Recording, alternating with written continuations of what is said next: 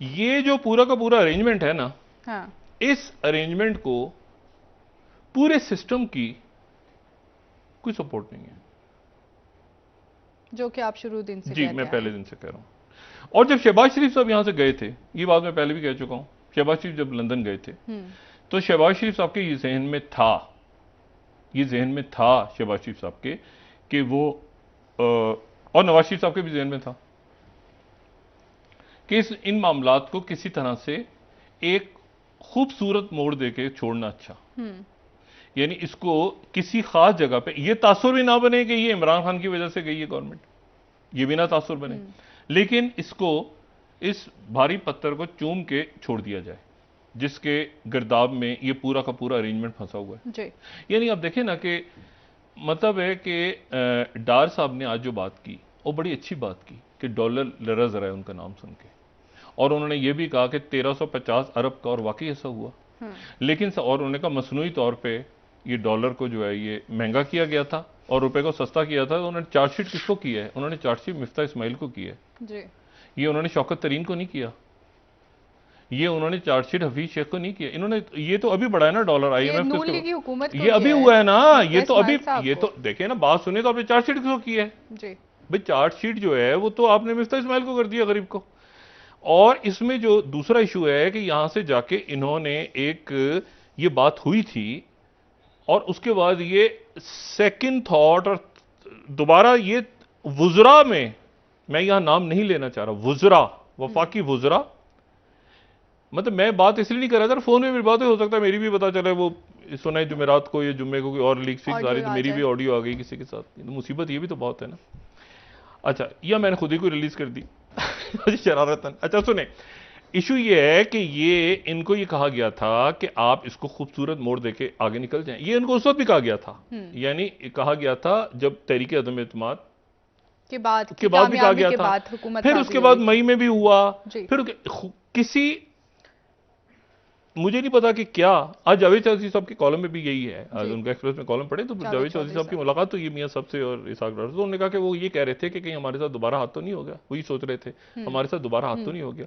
अगर वो मुझसे पूछते, जो कि मुझसे नहीं पूछता, गरीबों से कौन पूछता है, तो मैं उनसे कहता कि आपके साथ हाथ हो गया जी, आपके साथ हाथ हो गया है, और मैं इसको इन्वर्टेड कॉमर्स में कहता। और उसकी वजह यह है कि देखें बात यह है सारी कि ये कोई अरेंजमेंट चल रहा है? नहीं चल रहा। यानी इसमें जो मैंने आपसे कहा ना कि शहबाज शरीफ साहब बुनियादी तौर पे उनसे जो बात आज हुई तो उन्होंने कहा कि एक आला सतही वो कमेटी बनाएंगे तहकीकात के लिए। कल तक ये इतला थी कि एक JIT बन गई है, ऑडियो लीक्स के हवाले से, नहीं ऑडियो लीक्स के हवाले से, और कल तक ये इतला थी कि एक नेशनल सिक्योरिटी काउंसिल का इजलास या कमेटी का इजलास हो रहा है जिसमें तीनों मुसल्लह अफवाज के सरबराह और आर्मी चीफ वो सारे शरीक होंगे और हसास अदारों के सरबराहान होंगे। अब एक आला सतही कमेटी बन रही है। अब सवाल यह है कि वो आला सतही कमेटी में कौन होगा? कौन होगा? देखें ना, पहले तो JIT बन गई थी और पहले खबर आई कि JIT बन गई है, फिर खबर आई कि जी नेशनल सिक्योरिटी काउंसिल का इजलास हो रहा है, आज खबर आई कि वो पोस्टपोन हो गया है, फिर वजीर आजम साहब ने कहा कि इस पे आला सतही कमेटी बनेगी जो तहकीकात करेगी।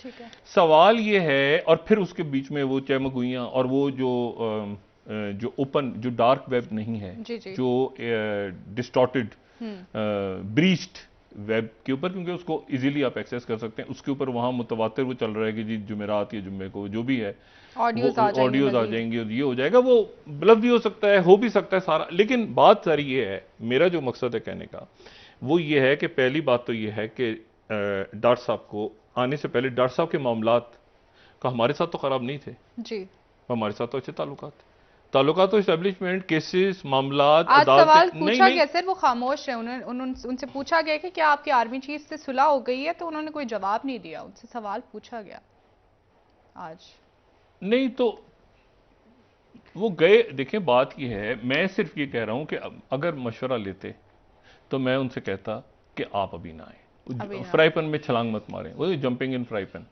नंबर 1। नंबर 2 कि जब ये बात तय है जी, ठीक है, जब ये बात तय है कि ये सेटअप नहीं चल रहा और अक्रॉस द बोर्ड, अब जो लफ्ज है मैं मोहतात अल्फाज का चुनाव कर रहा हूं, अक्रॉस द बोर्ड इस बात पे कंसेंसस है कि सेटअप नहीं चल रहा, और देर से आगे पीछे दाएं बाएं इनको। तो उसके बाद ये जब वहां पे गए तो नवाज शरीफ साहब ने कहा कि इलेक्शन तो अपने वक्त पे होंगे। अच्छा, वो वक्त जो है वो कौन सा वक्त है, वो क्या वक्त है?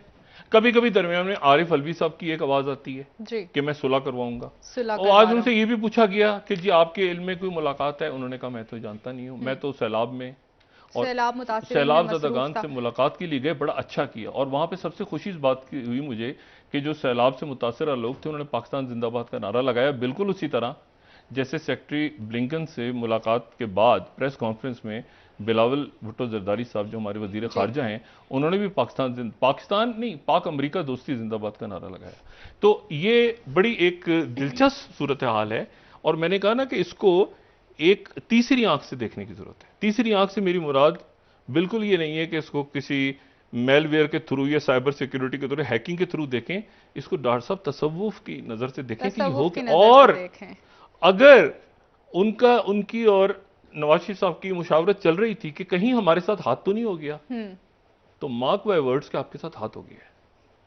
सही सिस्टम अगर न्यूट्रल है तो आपके साथ भी नहीं है और किसी के साथ भी नहीं, अक्रॉस द बोर्ड नहीं है। और पीटीआई तो ये बात मैं ये बात पहले कहता रहा हूं कि अगर इमरान खान साहब के लिए वो न्यूट्रल हो गया, सिस्टम तो इधर भी न्यूट्रल है। जी डॉक्टर साहब, खान साहब ने आज कहा है कि हमारा आखिरी लॉन्ग मार्च और धरना होगा और इसके बाद हम शफाफ इलेक्शंस की तरफ जाएंगे। क्या उनके पास कोई वाज़ेह हिकमत अमली? मेरा नहीं ख्याल कि अभी खान साहब का कोई धरने का या इस्लामाबाद के लॉन्ग मार्च का इरादा है, क्योंकि खान साहब ने अगर इलेक्शंस की तरफ फौरी तौर पे उनका अगर होता तो वो पंजाब और केपी के असेंबलीज को तोड़ते पहले।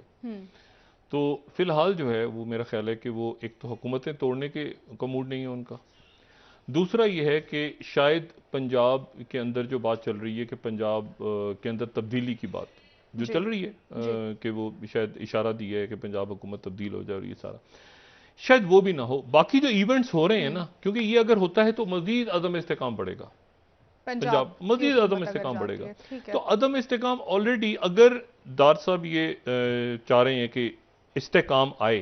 अच्छा, दो मामला है ना, एक है कि उनकी इकोनॉमी की पॉलिसी अगर दुरुस्त होती है मुल्क की इकोनॉमी, तो इससे बढ़ के कोई चीज़ नहीं है, इससे बढ़ के कोई चीज़ नहीं है। अगर वो मईशत का कोई ऐसा आइडिया लेकर आते हैं जिसके नतीजे में डॉलर जो है वो रुपए के मुकाबले में हकीकतन तगड़ा होता है, और हकीकतन उसमें कोई फजिंग वजिंग नहीं होती, गड़बड़ नहीं होती, और हकीकतन आपके और ये भी नहीं कि पकड़ धकर और बाकी जो मामला के एक मईशत है ना, तो मईशत के कोई आप उसको मेकअप करके किसी एक बहुत ही मकसद है कि उसको एक खराब सी चीज है ना मईशत, बरसा बरस मैंने कल भी बात की थी ना कि आप इसका ना इसाकदार पे डालें ना इसको, ये आपके पुरानी पॉलिसियां पता नहीं कब से आप IMF के चुंगल में फंसे हुए हैं। तो ये डार साहब के ऊपर भी नहीं डाल सकते, उसे पीपल्स पार्टी तो मुशर्रफ टेन्योर तो उससे पहले वो छोड़ दें। आपने पूरा का पूरा रिफॉर्म्स करने हैं ना, टैक्स में किनको लाना है, क्या वो लंबी चौड़ा खेल है सारा।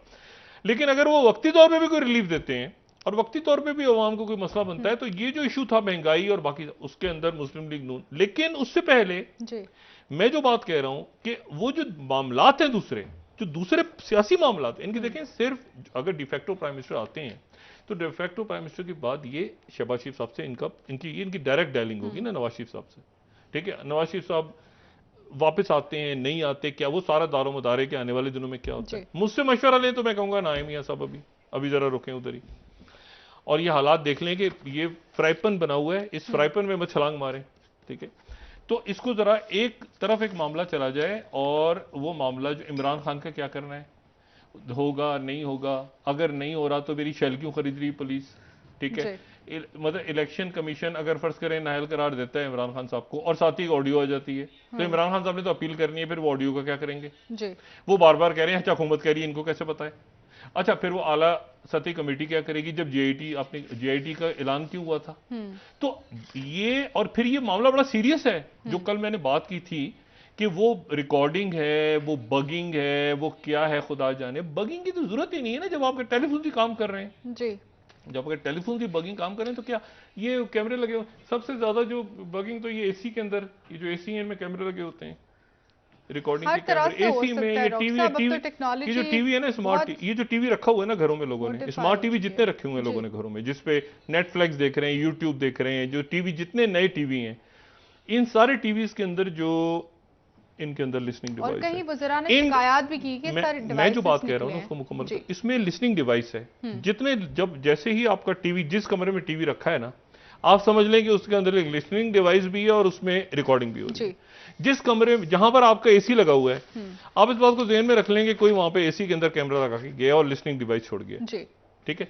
तो ये लैंप रखा हुआ है, चीजें रखी हुई हैं। अक्सर आपने देखा है कि जो लोगों की वीडियोस आती हैं तो वो थोड़ी सी ऊंचाई से होती हैं, क्योंकि या वो ऐसे होती हैं कि आपको लगेगा कि ये टीवी से रिकॉर्डिंग्स हो रही हैं।